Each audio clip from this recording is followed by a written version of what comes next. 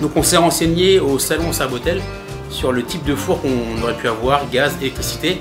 Et un ami de La Rochelle, monsieur Jean-Claude Chisson, nous a conseillé d'aller voir monsieur Morino à Carnac qui avait des fours à peler. Et du coup, il nous a vraiment dit beaucoup de bien du type de four.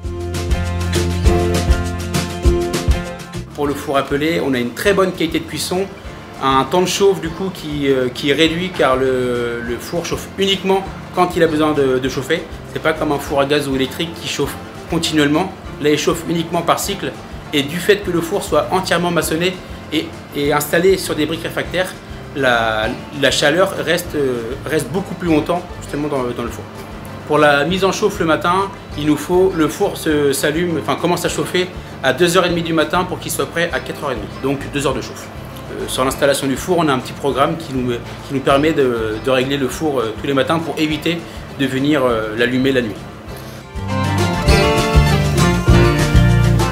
Donc pour les petits défauts qu'on pourrait dire sur ce four, c'est que tous les jours il faut vider un petit tas de cendres qui fait à peu près entre 100 et 200 grammes sur 75 kg de granulés consommés, donc ce qui est vraiment très peu, mais qui est très important de vider tous les jours, justement pour éviter un bourrage au niveau de la chauffe.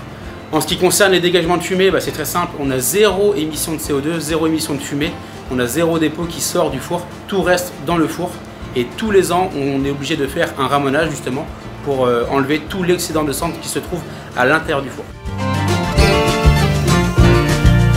En 2019, nous avions un four à gaz qui nous coûtait 1 700 € par mois et maintenant, grâce au four à peler, on est rendu à entre 600 € et 700 € la consommation par mois de pelé. Donc au tout début, en 2020, on était à 4 € le sac et là maintenant, en 2024, on est entre 6,30 € et 6,70 € le sac de pelé.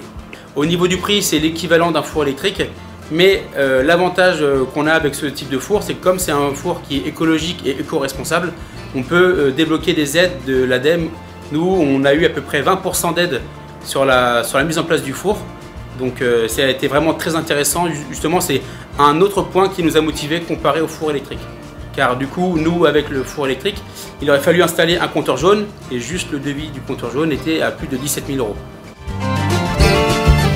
Oui, bien sûr, on conseille à l'avenir d'installer un four à peler. C'est vraiment pas très compliqué et très rentable au niveau consommation. On a une très bonne qualité au niveau de la cuisson.